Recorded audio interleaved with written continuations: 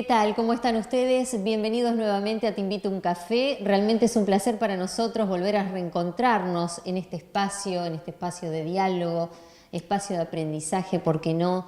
Y por supuesto donde también ustedes son protagonistas, porque muchas personas que nos piden temas determinados, tratamos dentro de nuestras posibilidades de cumplir con la mayoría. Nos queda un pendiente, un listado de personas que nos han pedido pasen por este lugar, pero bueno, de a poquito vamos a ir cumpliendo con todos. Les agradecemos a ustedes por acompañarnos, porque esto es lo que representa el éxito de este programa, así que desde ya el agradecimiento a todos.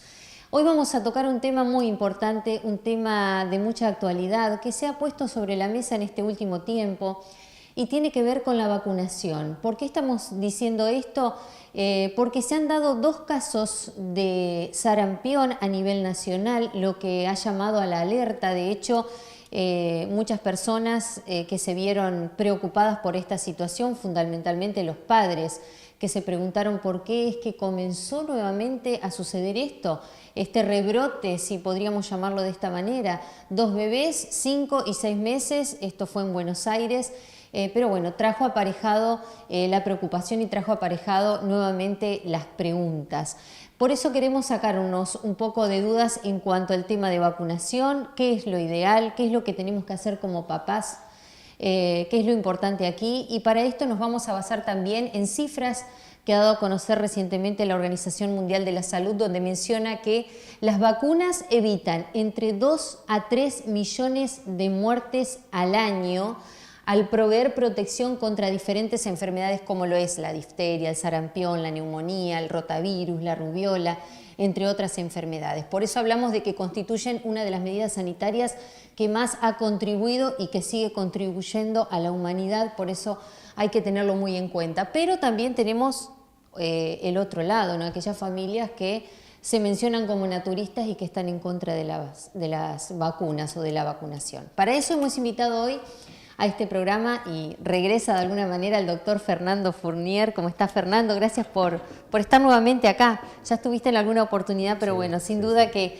nos ayudás muchísimo a aclararnos un poco sobre este tema de la salud que tanto preocupa a la gente hoy día, ¿no? Sí, bueno, muchas gracias, Sandra, por la invitación. La verdad que para mí siempre es un placer volver y poder, bueno, tratar de ayudar a la gente a que pueda comprender algunos temas médicos, digamos, claro. De actualidad, como es este de la vacunación y del sarampión. Bueno, vamos a charlar un poquito, vamos a contar un poquito de qué se trata la enfermedad, por qué es importante la vacunación, y bueno, después vamos a vertir alguna opinión sobre esta situación de las familias naturistas, estas cosas nuevas, digamos, que están ocurriendo. Surgiendo ahora. Exacto. Bueno, estos 2 casos de estos 2 bebés que recién mencionamos trajo un poco la alerta, ¿no? El llamado de atención, inclusive muchos médicos que dijeron, ¿cómo que esto está sucediendo nuevamente si tanto se está trabajando al respecto? Sí, bueno, los gobiernos, tanto municipal, provincial, nacional, la Sociedad Argentina de Pediatría, bueno, los diferentes entes, están trabajando hace años con respecto a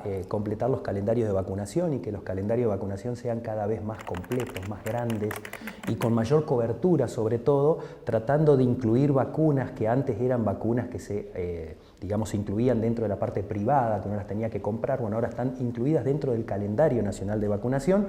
Por eso el calendario argentino es muy completo y la idea es tratar de concientizar a la gente de que la vacunación es sumamente importante para que estas enfermedades que teóricamente habían desaparecido, como por ejemplo el sarampión, no vuelvan a resurgir.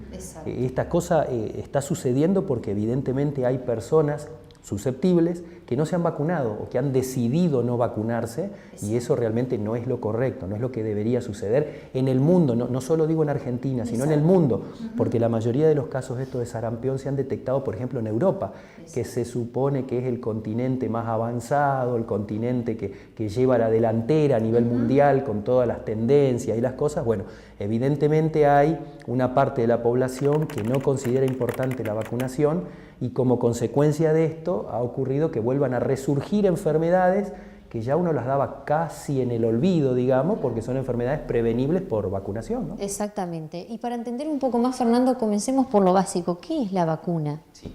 La vacuna es, normalmente se utilizan agentes inmunológicos, o sea, se utilizan a veces partecitas de los gérmenes, de los propios gérmenes, como para tratar de estimular al sistema inmunológico.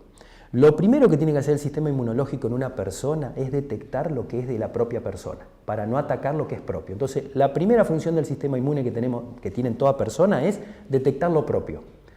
Con las cosas que son ajenas al cuerpo, ya sabemos que el sistema inmune va a reaccionar, va a tener una respuesta, digamos, que puede ser suficiente o no suficiente para combatir una agresión de un virus, de una bacteria, de un hongo, de un parásito, de lo que fuera. Se han generado a partir de investigaciones de hace muchísimos años que utilizando parte de ese germen que produce la infección, a veces yo le llamo para que la gente lo pueda entender, se utiliza la carcasa del germen, digamos, la estructura de ese germen para fabricar una sustancia que en el cuerpo genere una respuesta inmunológica. Eso es la función que tiene la vacuna. La vacuna es estimular al sistema inmune para que cuando uno tenga contacto, por ejemplo, con el sarampión, el cuerpo reaccione en forma mucho más rápida y más dirigida hacia ese germen y lo pueda destruir. Esa es la función que tienen las vacunas. ¿Son útiles? Son sumamente útiles. Son obligatorias. Son obligatorias. Exacto. Y esto hace, y son ley nacional, o sea, la idea es tratar de que las personas puedan evitar estas enfermedades a través de estos mecanismos, digamos, estos medicamentos, vamos a llamarlo así, que ayudan a que miles y millones de personas no se hayan enfermado.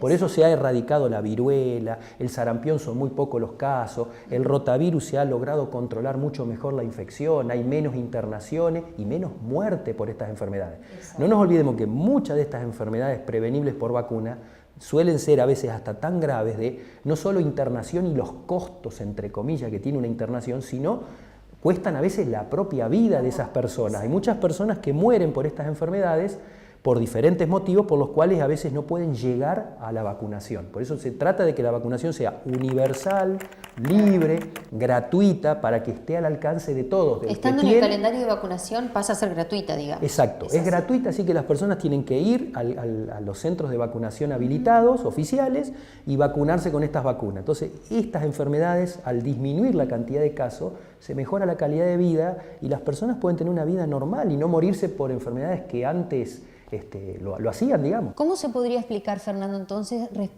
concretamente hablando de estos dos casos, que son pequeñitos de 5 y 6 meses respectivamente, un varón y una niña?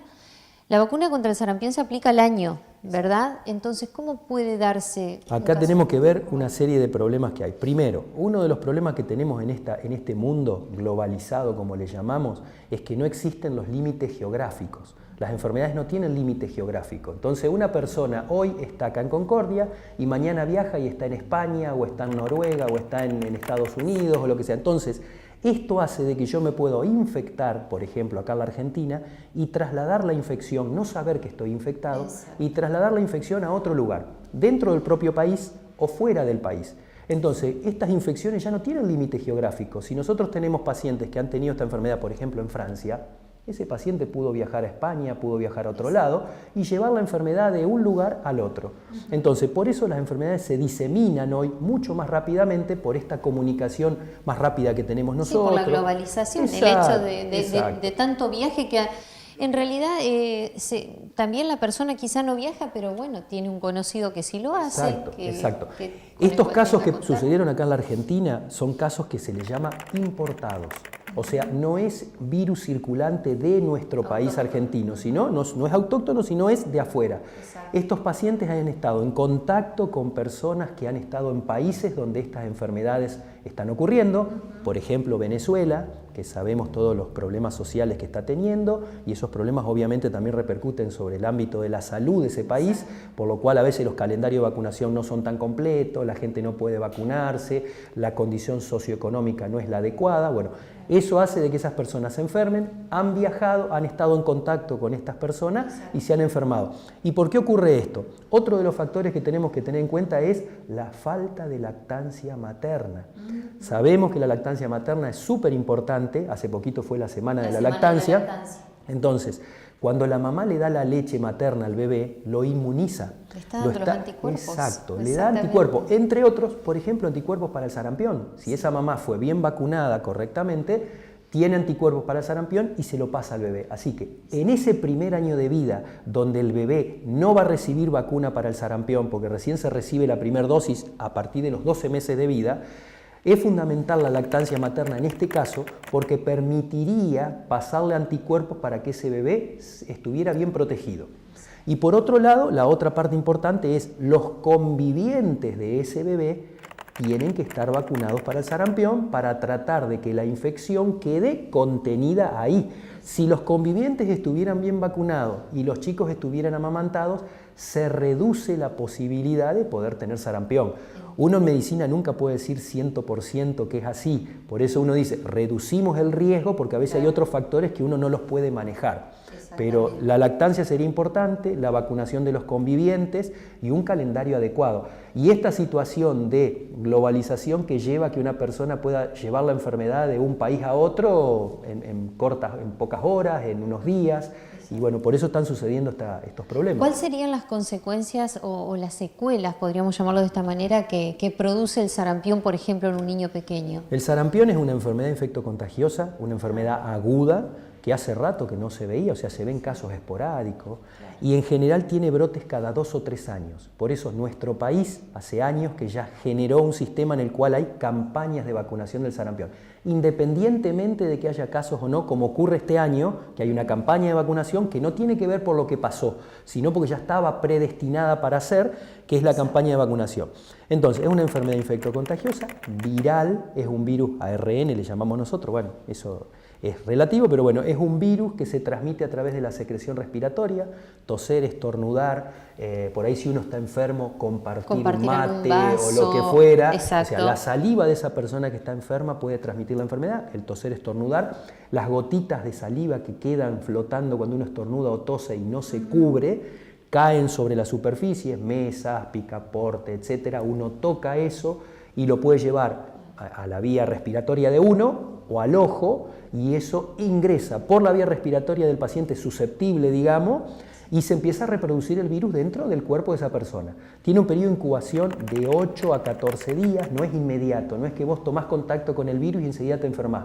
Por eso a veces vos viajás de un lado al otro y por ahí pasás un par de... Lo transportaste, no sabés que lo tenés, y en más o menos 1 a 2 semanas empieza a replicarse el virus y vas a empezar con los primeros síntomas, que es ese periodo de incubación que se llama de la enfermedad, donde vos no tenés nada, no sentís nada. Después viene un periodo de invasión. Bueno, ¿qué pasa después? Después lo que tenemos nosotros, empezamos a tener síntomas. ¿Y cómo empieza la enfermedad? La enfermedad empieza como si fuera un resfrío, entre comillas, pero un poco más fuerte. Tenemos lo que se llama el triple catarro. El paciente tiene conjuntivitis, puede tener secreción ocular, puede llegar a tener secreción nasal, mucosidad a nivel nasal, y a su vez empieza a tener mucosidad a nivel bronquial. Entonces tiene el triple catarro que se llama, que es este periodo de estado. Fiebre alta, 38, 39, 40 de fiebre, así que fiebre bien alta, decaimiento, por supuesto. Y este periodo de invasión, entre comillas, donde empiezan los síntomas, dura más o menos 5 o 6 días más o menos. A veces al principio la fiebre es bajita y el último día, que se replica mucho el virus, tiene un pico de fiebre de 39, 40. Exacto. Posterior a esto empieza lo característico de la enfermedad, que es la erupción en la piel.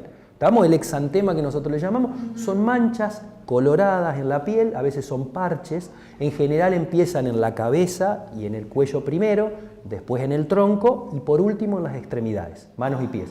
Estas manchas son, en general, son manchas que están separadas por partes de piel sana, digamos. Entonces, cuando tenemos un paciente con fiebre alta y aparecen después esas manchas, es una fuente de sospecha, obviamente. Hay muchas enfermedades que se manifiestan de la misma manera. Entonces uno no va a pensar que un paciente tiene sarampión por tener fiebre y una manchita, pero sí lo tiene que tener dentro de los diagnósticos que nosotros llamamos diagnósticos diferenciales.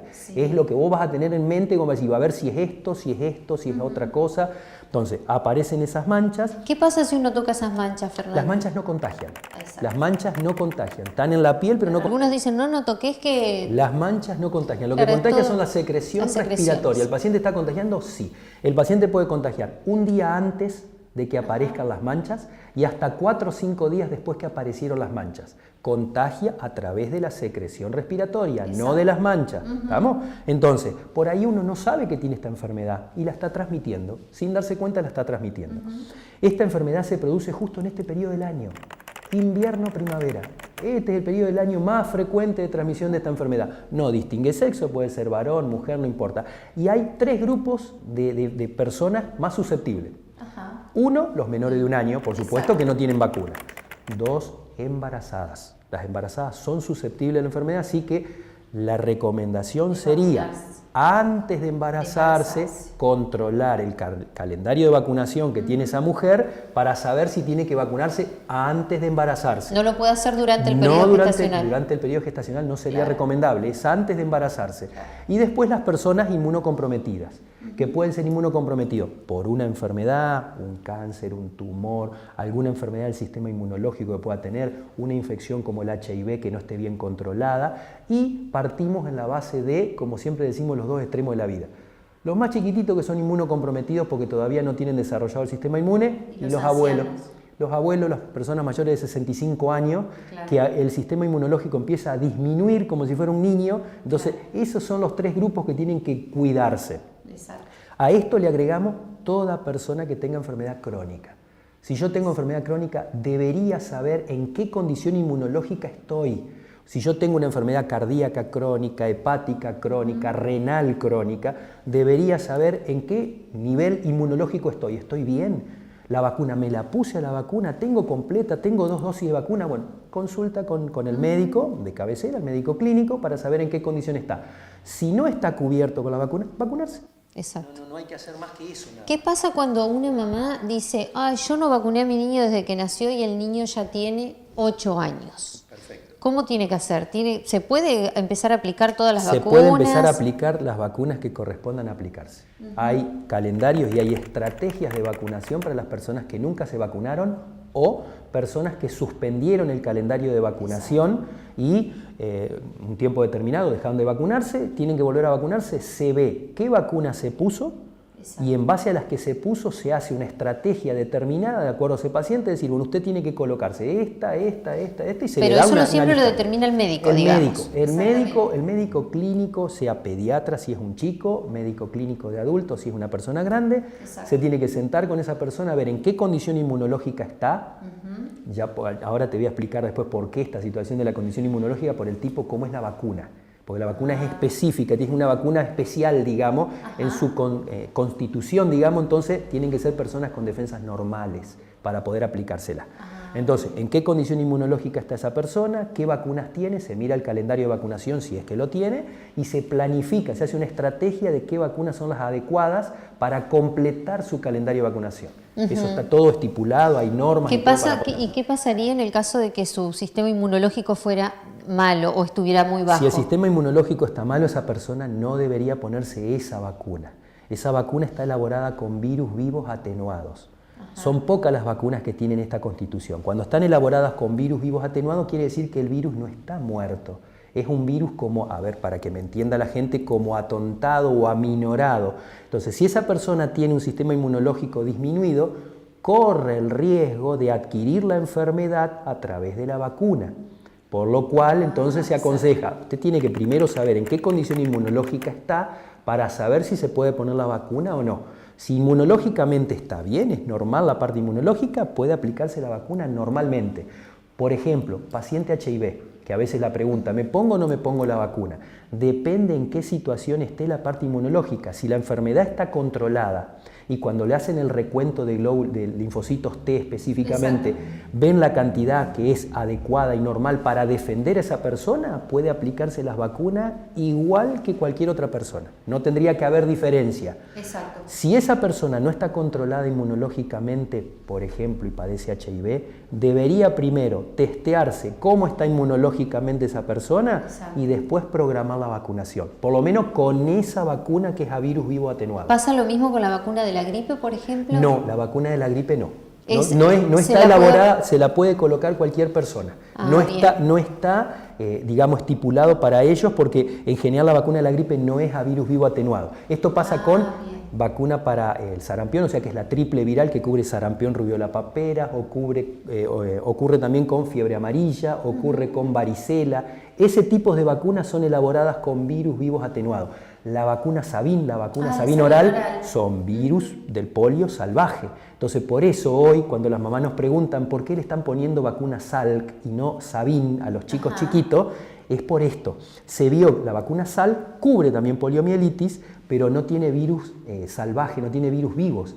Son virus muertos. Entonces, al tener virus muertos, estructuras muertas, riesgosa, quizá. Menos riesgo a que puedan adquirir la enfermedad. Menos riesgo para un chico que inmunológicamente todavía no está bien. Hablábamos al comienzo del programa y de hecho fuera de cámara también sobre esta nueva modalidad o esta nueva moda de las familias naturistas, como se llaman, que son aquellas familias que dicen, no, a mi hijo no lo quiero vacunar, lo quiero criar de forma natural. Incluso son familias que muchas veces tienen los partos domiciliarios, que tienen por ahí otra concepción. O sea, ¿qué pasa con estas familias, digo? Porque no solo es el cuidado de su propio hijo, sino también es el cuidado de toda una comunidad que lo rodea, ¿no?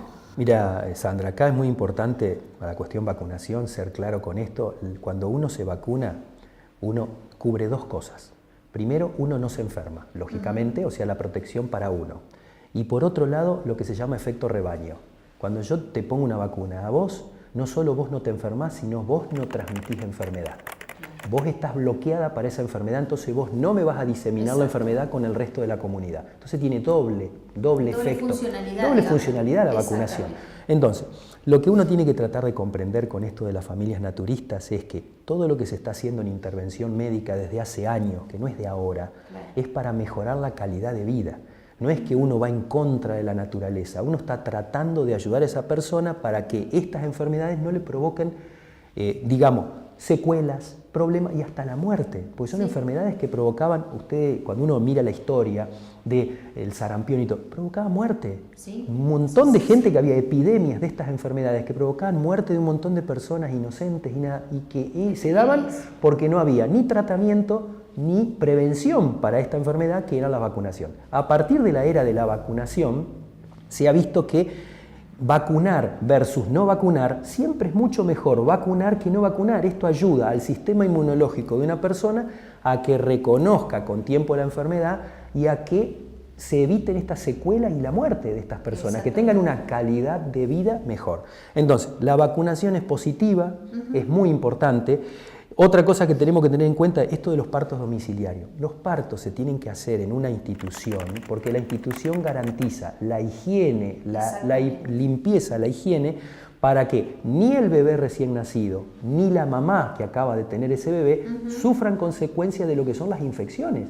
Una mujer cuando está dando a luz un bebé corre riesgos de tener complicaciones, entre ellas las complicaciones infecciosas. Entonces tiene que hacerse con material estéril, con los elementos adecuados y en un centro donde uno pueda no solo atender a la mamá y al chico, sino tratar las enfermedades o complicaciones que puedan tener cuando las cosas no vienen bien. La mayoría de los partos vienen bien, pero a veces hay complicaciones y entre ellas tenemos que tener en cuenta las infecciones, ya que estamos ahora con esta cuestión del aborto, legal, no legal y todo. Bueno, una de las consecuencias del aborto hecho en forma ilegal es esto de las infecciones que tienen estas chicas que deciden hacer este proceso, digamos, este procedimiento, que a veces les cuesta la vida, no solo al bebé, sino a ellas también les cuesta la vida por hacerlo en un lugar clandestino o con no todos los elementos de asepsia como corresponden. Entonces, partos domiciliarios, no soy partidario de los partos domiciliarios en la parte médica porque lamentablemente si hay complicaciones va a ser mucho más difícil poder asistir a esa mujer y a ese bebé y va a haber un riesgo mucho más alto de mortalidad para ambas personas y bueno, creo que eso en hoy, siglo XXI, con toda la tecnología y todas las cosas que tenemos que tratar de evitarlo. Nosotros todos sabemos que se ha mejorado la calidad de vida. Con respecto a la cuestión de vacuna, hay un tema importante, Sandra, que siempre hablamos, o trato de hablar con los pacientes, que es la historia de la cuestión negocio, entre comillas, o la parte comercial.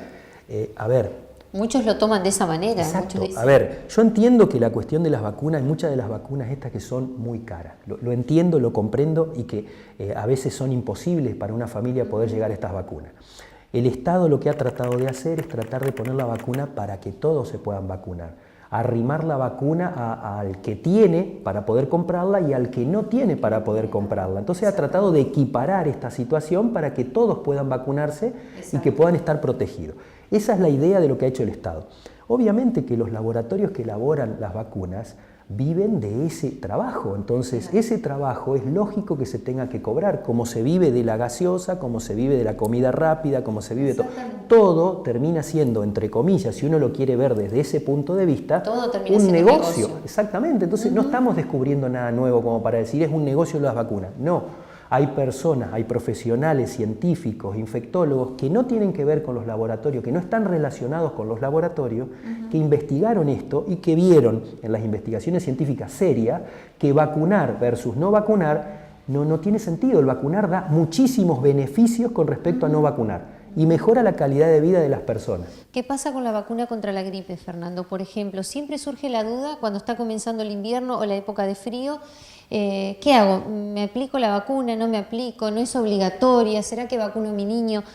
¿Qué es lo que tiene que tener en cuenta una persona para saber si tiene que vacunarse o no, o vacunar a su hijo o no? Yo creo que acá lo fundamental es, en principio, respetar las personas susceptibles, o sea, lo que se llaman grupos de riesgo. Para la gripe normalmente nosotros ya tenemos estipulado lo que son grupos de riesgo. Todos los niños de 6 meses a 2 años tienen que vacunarse, todos, es obligatorio para todos. Bien. Fuera de esa edad, de 2 años para arriba, pacientes con enfermedad crónica, que disponer el médico de cabecera de cada paciente. Tiene que ir y decir, mira, este chico tiene crisis de broncoespasmos a repetición, no es asmático, o tiene epilepsia, o tiene convulsiones, o tiene alguna enfermedad por la cual yo considere que una gripe puede complicarse, puede ser más grave. Entonces yo como médico tengo que prever eso y decir, mira, tu hijo sí tiene que vacunarse, aunque no esté dentro del grupo de riesgo obligatorio, pero sí entra dentro de las personas susceptibles que la enfermedad puede ser muy grave, muy seria. No tenemos que olvidarnos que la gripe, si bien es una enfermedad benigna y la mayoría nos recuperamos bien y estamos bien, puede provocar la muerte de un paciente, puede llegar a provocar la muerte. Entonces, si yo la puedo prevenir con una vacuna, y yo lo tengo que hacer, me parece que es lo correcto. Y después buscar las personas con enfermedad crónica, como hablamos recién. Asmáticos, cardiopatías cuando son personas adultas, cardiopatías que están tomando muchos medicamentos para el corazón, problemas renales, problemas hepáticos, enfermedades inmunológicas que le bajen las defensas. Por ejemplo, son personas que están recibiendo corticoterapia, o sea, corticoides porque tienen problemas reumáticos o lo que sea, a altas dosis, como para bajarle un poco las defensas para que no respondan. Personas a veces que tienen lupus o enfermedades así que uno las ha sentido nombrar. Bueno, esas personas deberían estar vacunadas todos los años. Ya debería ser una cosa fija que vos decís, bueno, entre marzo y abril del 2019, supongamos, tengo que ponerme la vacuna de la gripe. Y tiene que estar todo documentado. Entonces, empezar con las personas que son susceptibles y después seleccionar las personas que deben ponérsela o no. La vacuna es obligatoria para esos grupos de riesgo. Y yo siempre le digo a las mamás, si vos le querés poner la vacuna, no está mal que le pongas la vacuna. A veces cuando no están dentro del grupo de riesgo. Lo que pasa es que a veces no alcanzan la cantidad de dosis para cubrir a todos los pacientes que deberían vacunarse. En realidad nos deberíamos vacunar todos para tratar de que la enfermedad se erradique, pero no siempre hay dando prioridad a los grupos de riesgo, exactamente. Fernando, recientemente surgió esta información que habla sobre una cepa de la meningitis. La vacunación contra una cepa determinada de la meningitis que de alguna manera se va a ver reducida, o el Estado mencionó que la iba a quitar en niños de 11 años. Esto, más allá de la situación que algunos mencionan que puede ser económica o no, ¿qué consecuencias podría traer en un niño de 11 años el hecho de no vacunarse? La vacunación en general, las edades para colocar la vacunación siguen una estrategia que se va investigando y se va viendo, o sea, se busca lo que hablamos recién. Grupos de riesgo. ¿Cuáles son los grupos de riesgo en los cuales una meningitis por meningococo puede llegar a ser importante? Los niños menores de 1 año, porque la meningitis ahí puede provocar una infección grave con secuelas y a veces hasta la muerte del chico. Y se ha visto que el otro grupo de riesgo son los adolescentes. Entonces, por eso, la estrategia de vacunación es, en principio, colocársela gratuitamente, que eso es otra cosa que se ha ganado, esta vacuna tetravalente, o sea, una vacuna que cubre 4 tipos de meningococo. Entonces, esta vacuna lo que hacía era empezar a vacunarse a los 3 meses y a los 5 meses, eso está en el calendario, a los 3 y a los 5 meses, y se pone un refuerzo a los 15 meses. Eso lo está estipulado en el calendario nacional de vacunación. Exacto. El primer grupo de riesgo que son los menores de 1 año, ¿ok? Bien. Bueno.